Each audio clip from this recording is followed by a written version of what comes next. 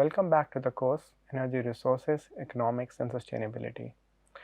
In the past few classes, we have been discussing the problem centered around the global climate change.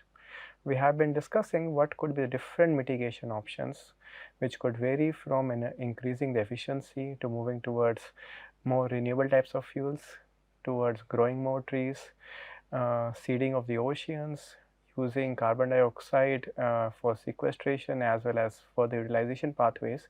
And we have also tried to discuss some of the advantages and weaknesses of these mitigation measures. It also becomes important to understand the major agreements, protocols or agreements that have been happening globally to counter this very specific problem of global climate change. We have heard about treaties, protocols such as the Kyoto Protocol or the Paris Agreement or the Kigali Agreement, which are centered around this very important issue. So, let us in this particular class try to understand what were these agreements that were happening in the past, what were their specific objectives, and what was it that these agreements wanted to achieve, and what was the result of the agreement being in place. So, starting with again with the global climate change, we all understand this is more of a global problem rather than a regional problem. So, the earlier cases that we have discussed in case of the sulfur abatement, the lead abatement as well as the ozone depletion were more regional in nature as compared to global. These were coming from few specific chemicals that were emitting because of the combustion of fuels, but these chemicals were very small in amount. But if we talk about the specific problem of global climate change, one of the major reasons for that are the greenhouse gas emissions, greenhouse gases, and even among the greenhouse gases, CO2 or carbon dioxide plays a prominent role, and this CO2 has its major source in the combustion of fossil fuels. A majority of CO2 that we experience in the world today is being emitted because of the energy consumption that is relying on fossil fuels, and because all of the fossil fuels, be crude, oil, the coal or the natural gas, are centered around carbon for a source of energy, and the natural product for their combustion would be the CO2. Further, it is also have been understood that anthropogenic emissions, which is the emissions coming from the human activities, are the major cause for the increase in this CO2. And CO2, to repeat again, is more of a global problem. If I release a molecule of CO2 in Delhi, it's as potent as a CO2 molecule in Venice or in New York. There's going to be no major difference because the global warming effect that it is going to put on the planet Earth is almost going to be similar. And this is what makes this problem a bit more important and a bit more difficult to tackle. And in the past, because different scientific communities have been working towards advocacy of bringing the levels of CO2 down, there have been a series of agreements, and first such agreement that was to take place was the Kyoto Protocol.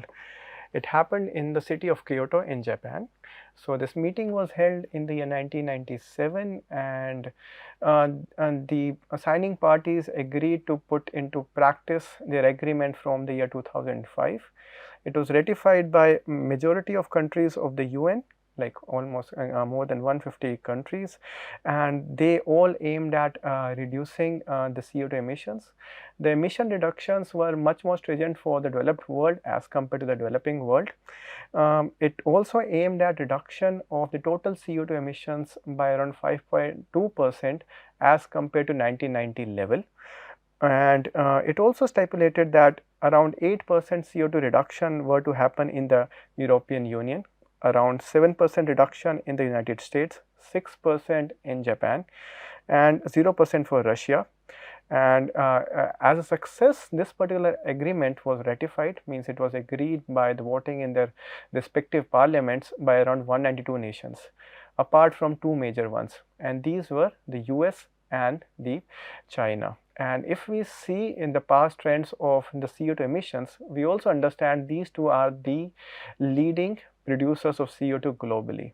So, this particular agreement was ratified by a majority of nations globally, apart from two major countries which also happened to be the major producers of CO2, and they were the US and the China. And we also see that there were major steps that were taken specifically in the EU, the European Union, as well as Japan. They made good steps towards reducing their CO2 emissions as a whole.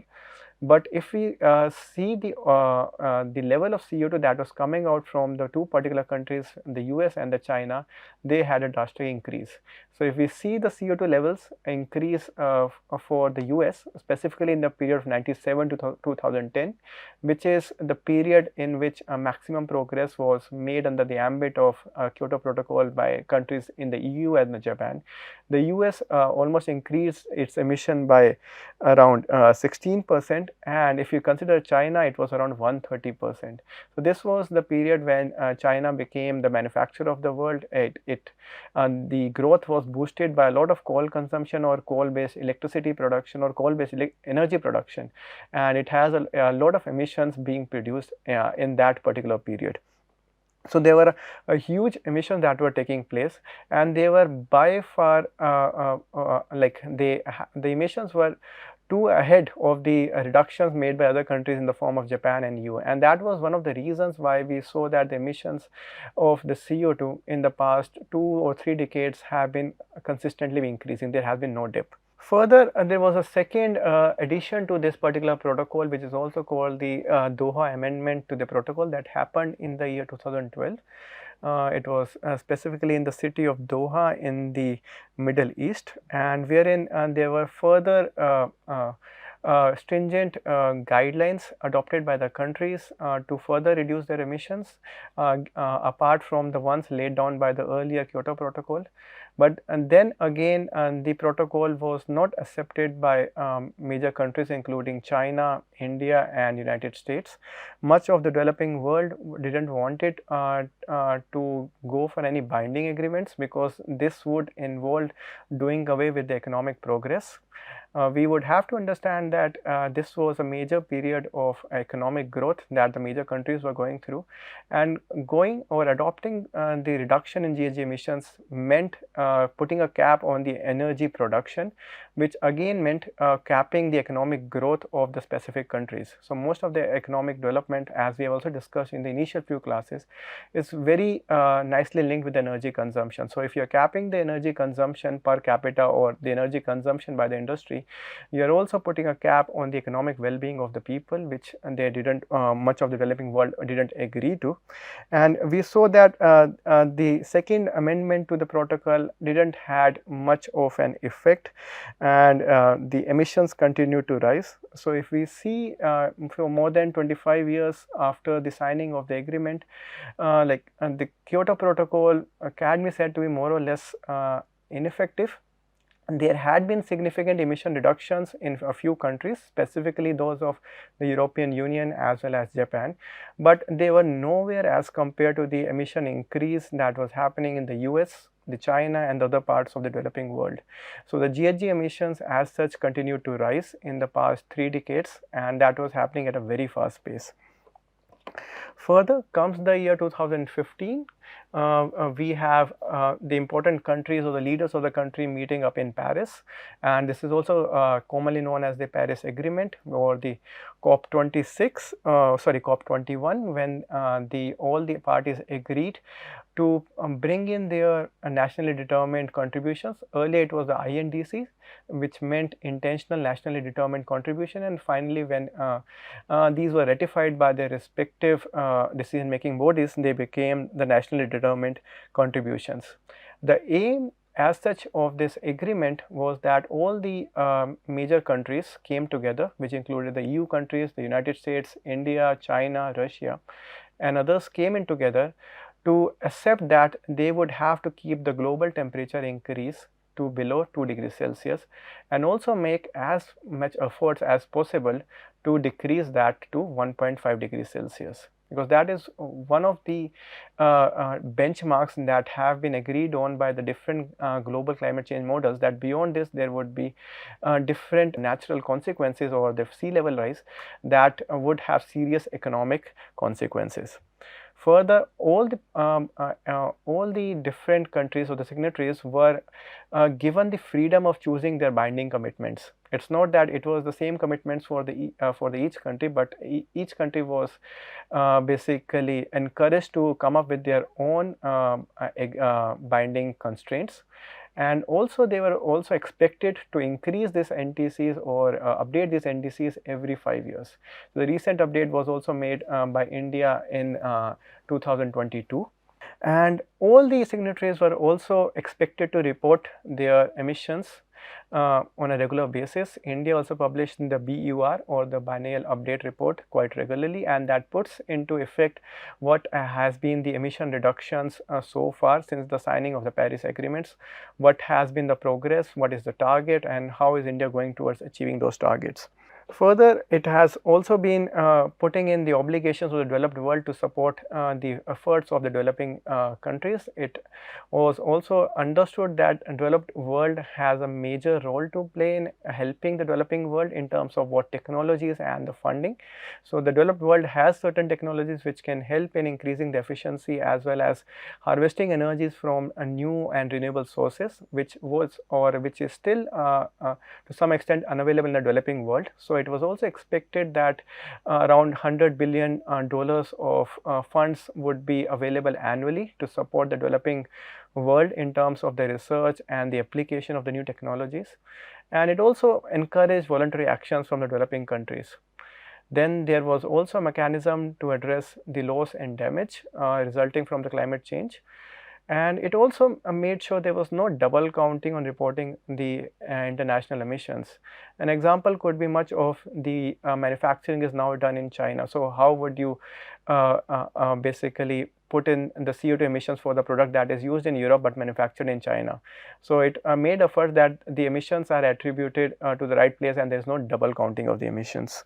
Further, at the onset, it was basically signed by more than 55 nations, which in itself was a big achievement, because till that point of time there was no major consensus taking place about the problem of climate change. We had major leaders denying its very existence, but the Paris Agreement being signed in the year 2016 was considered a big achievement, and it is also considered to be binding for its signatory. This is what the official documents say.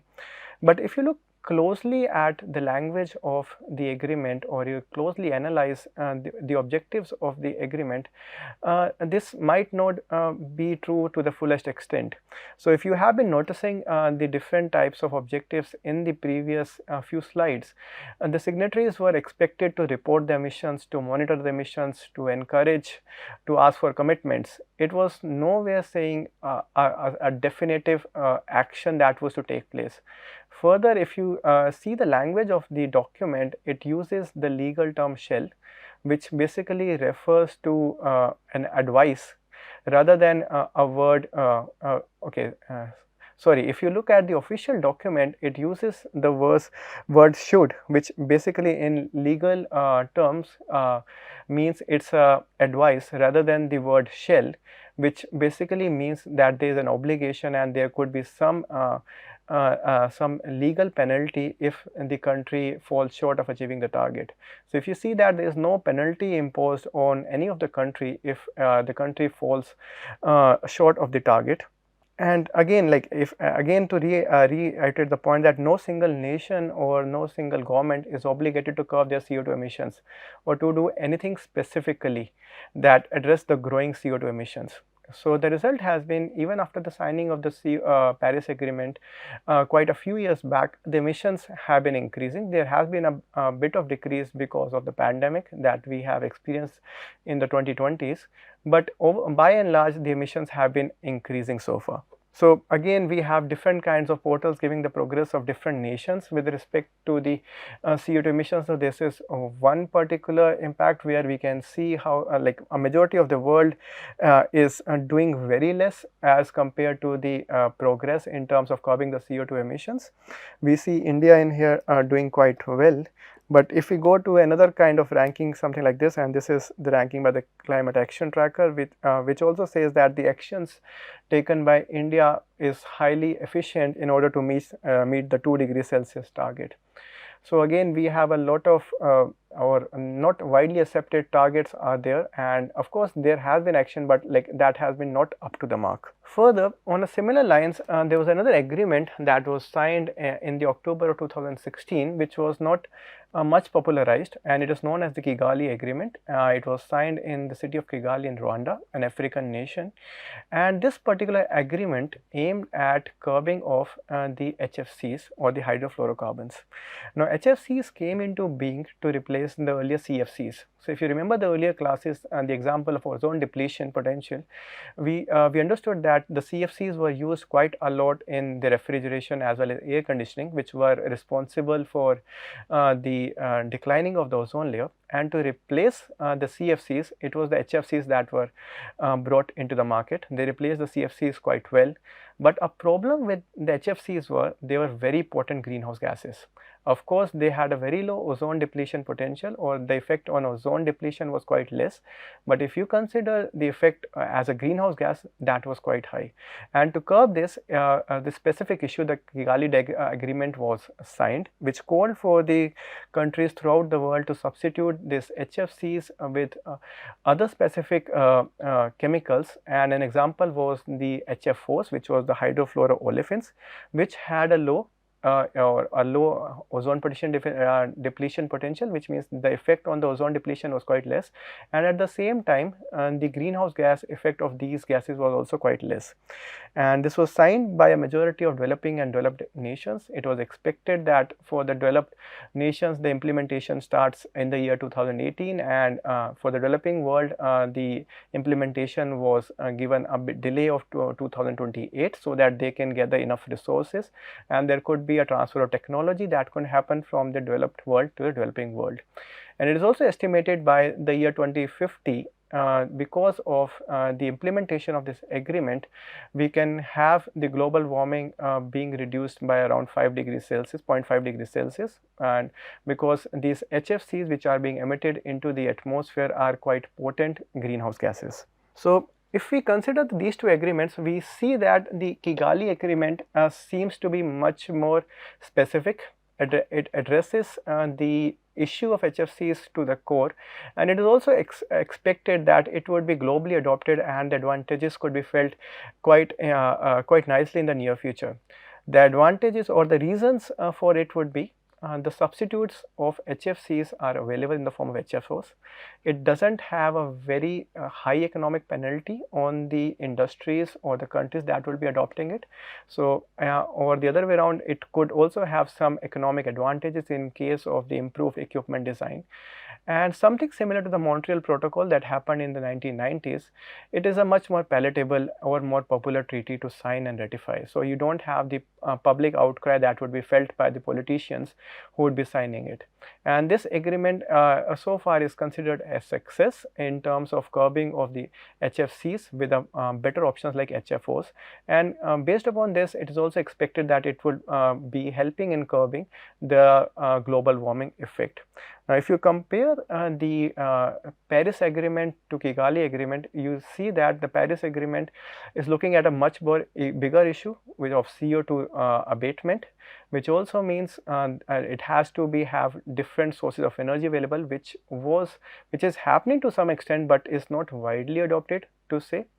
The manufacturing or the change to a renewable energy source is still very expensive. It has economic penalties, and it does have economic and issues for the population, and it is not very palatable for the population of the countries of the developed world to move very easily towards a more cleaner sources of energy.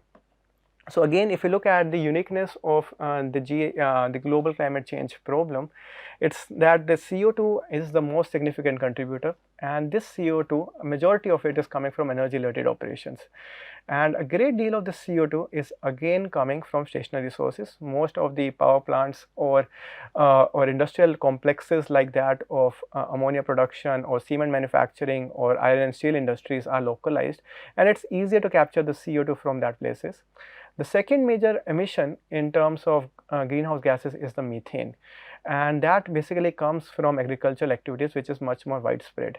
It's very difficult to capture the methane that is coming from the decomposition of animal dung, whereas it's very easy to capture CO2 that is coming from a point source or a stationary source like the fumes from a power plant. And the contributions of the other GHGs, specifically nitrous oxides and the other refrigerants in terms of HFCs, is not very significant, and it's expected that because of the Kigali Agreement, and this would be taken care of. So again, to repeat, the problem of global climate change is much more different from that of the ozone depleting gases, which were referred to in the Kigali Agreement, because it's more related to the lifestyle of the people, the energy use of the people, and it's coming a lot with the direct energy use. It's not one of the side chemicals that is being used. Again, if you compare this particular problem with that of acid rain and lead, they were more regional problems than global problems. It was limited to few neighboring countries, and the agreements for those were quite easy to be signed. Further, these were caused by certain specific chemicals like sulfur, lead, or different halogens, which were appearing in small quantities, and as such their emissions were also not very large. You might want to refer to the question for the different kinds of SO2, NO2 and the CO2 emissions that we tried to estimate for a typical 400 megawatt plant, and there were orders of magnitude difference among the emissions that result from a rather typical power plant. Further, the solutions for these environmental problems was available, and it was easily developed, and it was not very expensive to implement. On the other hand, it also led to efficiency increase and also gave nice benefits to the implementers, which is not the exact case for the global climate change, because the solutions in terms of renewable energy, of course we have economical options like solar and wind available, but still if you consider the round the clock operation or the round the year operation, we still see that the fossil fuel based sources still continue to have an edge. And the major issue that is stopping or that differs the global climate change from the other three is that these three problems earlier did not threaten the economic sector of the national economy. So suppose a particular country or a group of countries want to adopt maybe a target that they would want to go for green energy from so and so year onwards.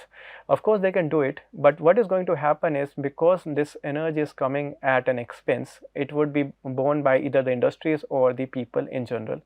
So this means the industrial products that are generated by that particular country become expensive, and they might not be able to compete with their counterparts in the global market. So now we are in a world of globalization where we would have the cheap substitute of any particular products available.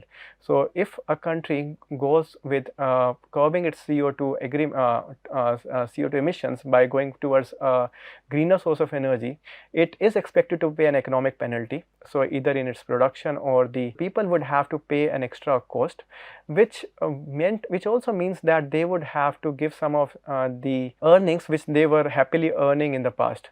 And to this, majority of people are not very amenable, or they are not very enthusiastic about the same, and that is one of the reasons that is holding this particular problem behind. And since it's a global issue, there has to be a global decision that has to be made, that has to be adopted by all the nations together, so that it doesn't happen that the countries who on moral grounds might adopt the CO2 emission reduction potential, but they end up losing economically in terms of people losing the economic advantage or the economic benefits that they have been deriving in the past. Further, just to put in the same points, and the CO2 emissions, if you have a look towards it, they have been continuously rising for the past many decades. We see a dip in here that was more attributed to COVID and the loss of the economic activity that was happening. But by and large, the emissions have been rising, and we see a specific rise in the years 2002 to 2012. This is the years when the Kyoto Protocol was in practice. We see significant reductions were happening in the European Union and the Japan, but if you see the overall emissions, they have been continuously rising. And it is also attributed, a majority of it is also attributed to the rise of the economies of the developing world, specifically China, India, other parts of Southeast Asia, which have been increasing its energy consumption and energy production. So there have been somewhat a reduction that is happening in other parts of the world, but it was very less as compared to the increase in energy production that was happening in other parts of the developing world. And given that a majority of the population is living in China, India, and other parts of Southeast Asia, this also makes the problem even more complex, because the number of people that are living in this part of the world are quite high, and even a small rise in the energy consumption could have a big rise in the cumulative CO2 emissions. Further, if you look at the countries with respect to the specific CO2 emissions, we can see that China is now one of the largest emitters of the world, followed by US, then India, then the European countries, the group of 15 countries in the Middle East, and then Russia. So these are the major countries, and you can see others as well in here. And we can see in the future the emissions for India are expected to rise, that for China are rising at a smaller level, for US it's almost stagnant. We can see a bit reduction happening in the Europe. For the Russia, again somewhat rising, and something almost stagnation, it's rising for Middle East and somewhat of stagnation for Russia. But this is what I am talking about, the total emissions. If we talk about the per capita emissions, this tells a very different stories. We have the countries from the Middle East, which are by far one of the largest consumers of fossil fuels, as well as the emitters of CO2. So if you see see countries like Qatar or Bahrain, so if you see Qatar, which is emitting almost 7 times the world average. If you see a country like Kuwait or Bahrain, it's almost 5 times. Something similar can be said about the US as well, almost 3 times the world average. So the world average is around 5 tons of CO2 per person, and compare that with China, almost 1.5 times, and India, it's very less. So again, India might be one of the largest emitters in terms of the cumulative or the total CO2 emissions, but if you go with the per capita emissions, it's quite less, and this is what makes the situation very complex. So how do you reach at an optimum or a fair deal where we have some countries which have been emitting a lot since the past, and at currently their emissions are multiple times the global average, and then there are countries like India which are maybe less than half of the world average, and they would want to grow in the future. So that calls for like the questions like fair allocation of CO2 emissions, and this is what has been a matter of debate, and these are some of the questions that we should be asking. Of course, there is no one answer to these questions, but like these are the questions that are of importance.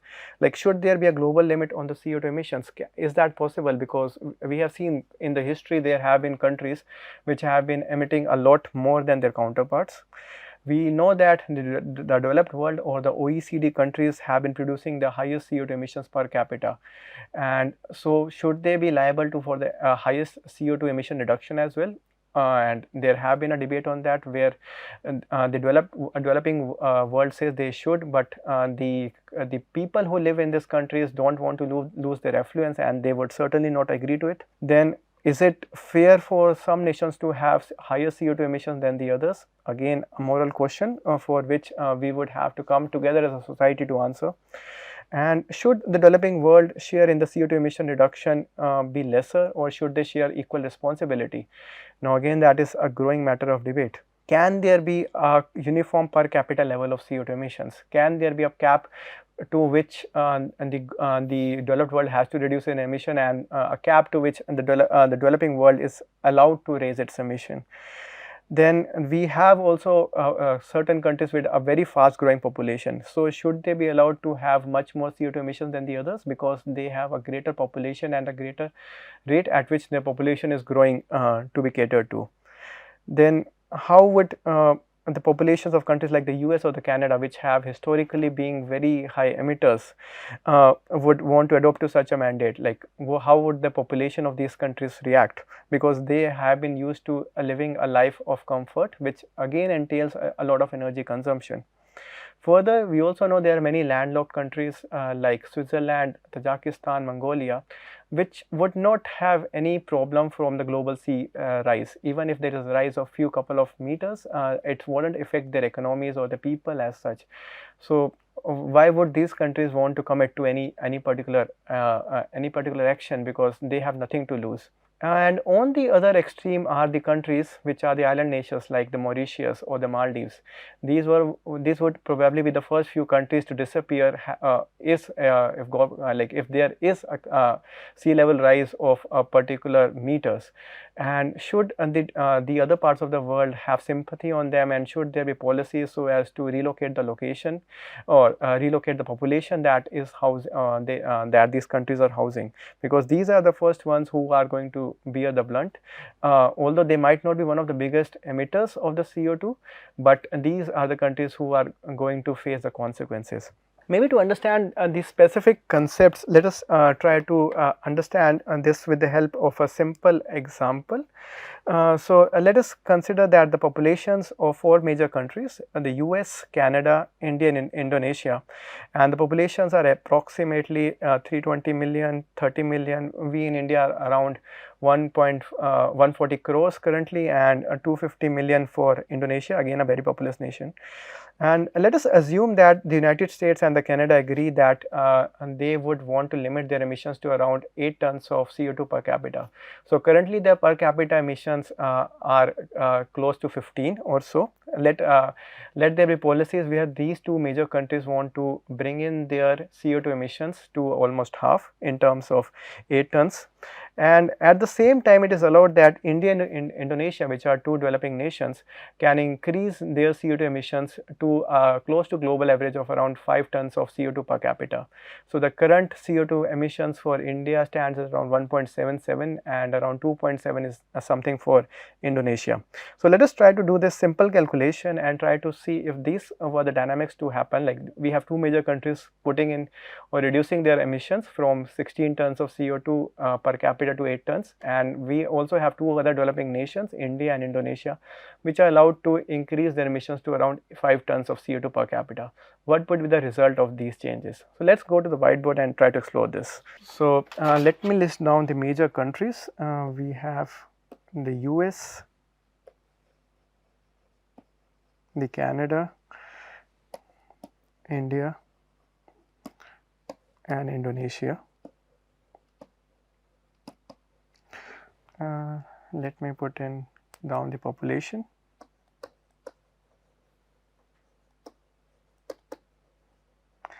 And this is in millions.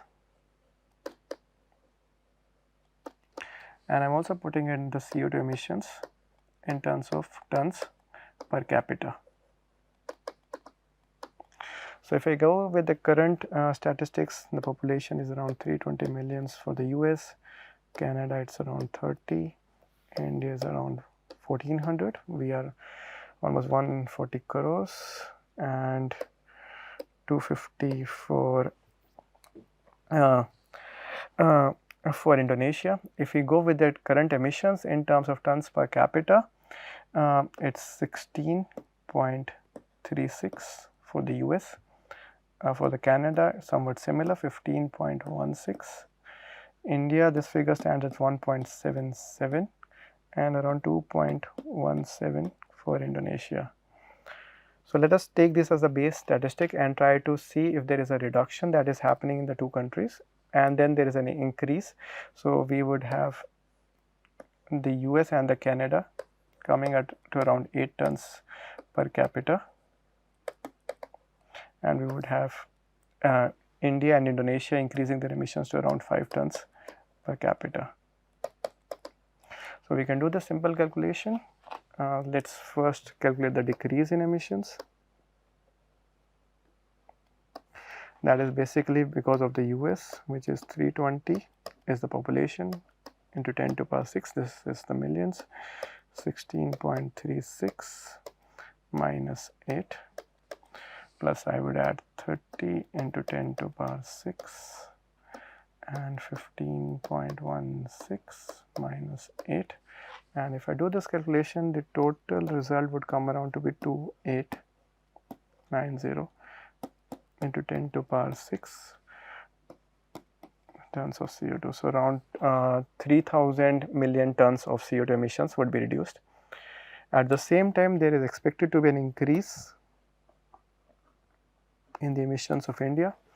So, this would be around 1400 into 10 to power 6, and this is 5 minus 1.77. 1.77 are the current emissions plus that of Indonesia into 10 to power 6, and they have slightly more emissions as compared to India on a per capita basis. And if I add these two values together, this comes out to be 5230 into 10 to power 6 tons of CO2.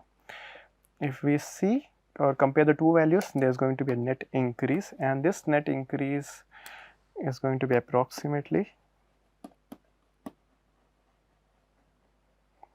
equal to 2340 into 10 to power 6 tons of CO2.